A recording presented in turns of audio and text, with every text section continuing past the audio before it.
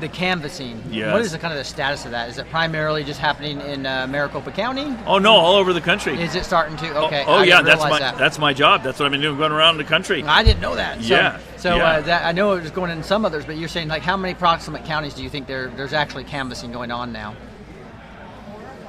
500. Wow. I'm in 30 states, and I got teams going. And what I first do is I work with the local teams and get the data for their state. We analyze it together.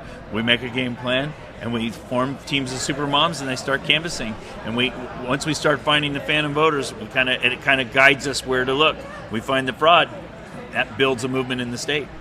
Wow. That's why. So how's that going to be reported up? Well, in the early days, you remember, it was like Giuliani and Sidney Powell would come out and it's kind of an attack mode. We don't do it that way anymore. Now we work in private ahead of time with our legislators. So, for example, we just launched a big thing in Wisconsin.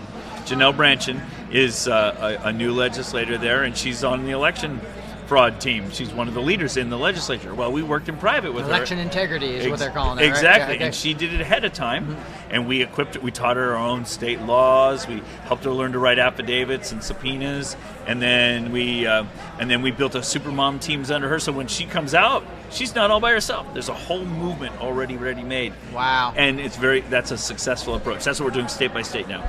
Utah, Wow. State of Washington, Nebraska. Yeah, that's exciting. Wow. Yeah. I should have started the interview with that almost. So that's the future. That's how Yeah. we're winning right now. Yeah. And so to explain to somebody how, so you got this list of people you're going to go canvass. 'Cause Yeah, you can't canvass everybody, right? So how do you narrow it down? We like to narrow it down, yes. How- And what you can do is once you have the database, since we figured out how they're doing it, Right. we can start from a database and we can narrow it down pretty good so pretty much so that maybe 1 in 3, 1 in 4 doors you knock on, you'll find a phantom voter. Wow. There are lots of ways to do that. So it's somebody, and so to say that a phantom voter is somebody where a vote was cast in that county, but that you probably know that person didn't vote.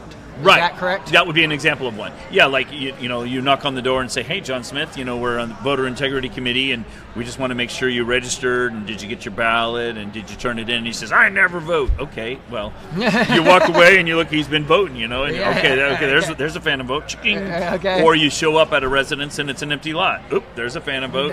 Okay. Or you show up at a residence and it's got 8 people registered to vote there, and only 2 people live there. That's 6 phantom ballots. So in other words.